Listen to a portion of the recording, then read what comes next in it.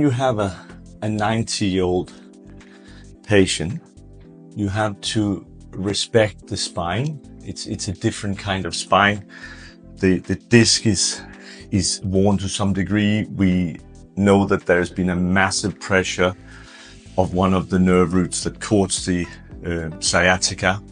Hence, the adjusting is very much tailored to the knowledge we have from x-rays or from the MRI scan we had done. So we adjust him in a slightly different way than what you normally see in side posture lumbar adjusting.